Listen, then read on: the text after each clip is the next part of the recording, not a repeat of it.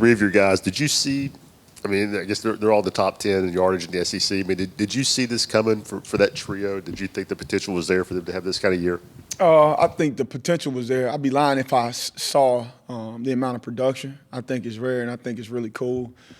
I think the amount of production that they have and success that they've had, I think that can create some complacency. It's human nature, and I think what I'm trying to get those guys to always fight is that complacent thought, because we talk about in the receiver room all the time. That complacency is what'll kill you. It stops your process, stops your focus and your urgency, and I think that's just been my message. And kudos to those guys. They've been listening and buying in, and they've been sponges the entire year. So it is rare, it's cool, but there's still more out there for us to go get. Adam, then Brent.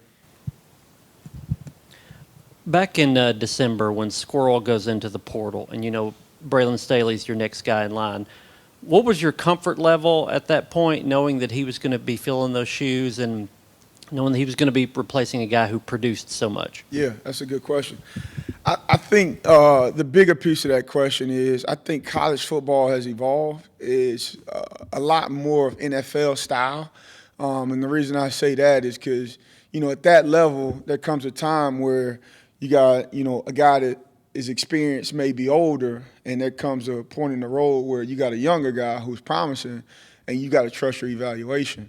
I think what we do an incredible job of in this building is we're spot on a lot of times on our evaluations. There's a bunch of young guys in that room. Mike, too. He was a freshman last year who played some. But we trusted our evaluations. We trusted, how those guys looked last year. And at that point, honestly, there's a lot of peace amongst me, Coach Halsey, Coach Hype, everybody on the offensive staff. We felt like we had the pieces we need. Now, at that point, you got to go work and make it happen. But there weren't a lot of long faces. There weren't a lot of guys that weren't confident in those players.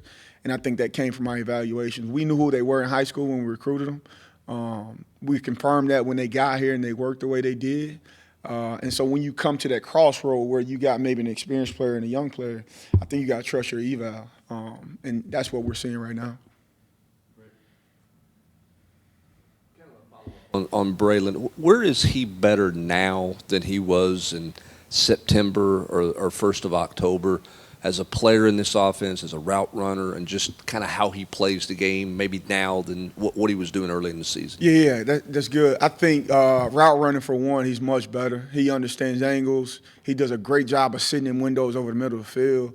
He does a great job of fluctuating his speed, knowing when to play at top speeds, and being able to manipulate defenders that way. I say the biggest leap that he's taken is just physicality. Like when he got here, he was obviously a football player in high school, but he ran track, and physicality didn't come natural. And you guys know, just like I know in this league, man, you got to be physical at every position.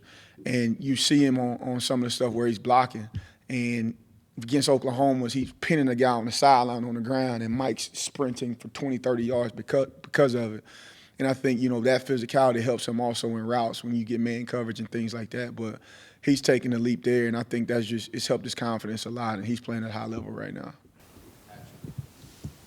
Coach, kind of piggybacking off Adam's question with Chris, probably maybe a similar situation to trust the eval for you guys, but you guys had seen him play. What made you guys confident that he could have the season? Because obviously he came in from Tulane with a lot of talent and had a productive season, but what made you guys sort of stay the course with him and trust him like you did? I think it's kind of the same song. Chris has got some rare traits. He's got really elite ball skills.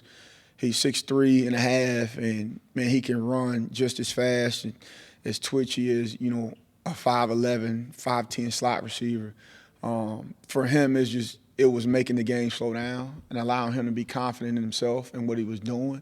And I think, that's the result that you're seeing this year. The game slowed down for him. It's become easy, and he's reacting while the game's going instead of thinking.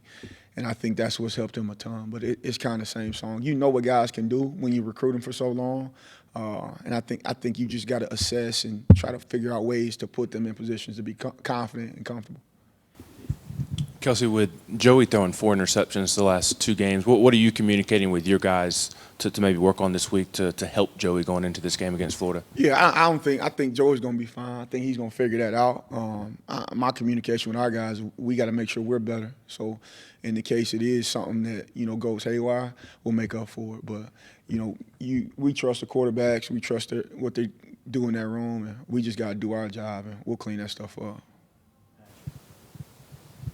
Another one on Chris. He started the season and so productively. Have defenses sort of shifted how they're defending him, giving him more attention? How have you seen him sort of be defended differently, and how has he sort of responded? Yeah, you guys respond as an offense? Absolutely. They try, and then number 4, he goes and make plays. And then they try to get him, and number 14 goes and makes plays. And, a couple of them guys get tired, and number 5, Radarius Jackson or Travis Smith, they come on the field and they make plays. And I think that's when you got a good group.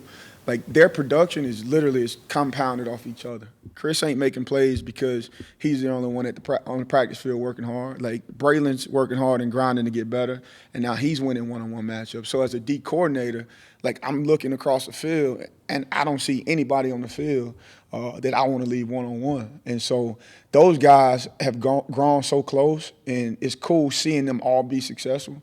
And I think naturally they all know that, my success ain't just me. And it's a testament of the slot receiver or the outside receiver to the opposite side. Those guys are winning their matchups. I can't be doubled. It's helping open me up and helping me have success. So those guys have matured a lot, and they've grown a lot. And it's cool seeing their bond and seeing them all have success right now. Thank you all.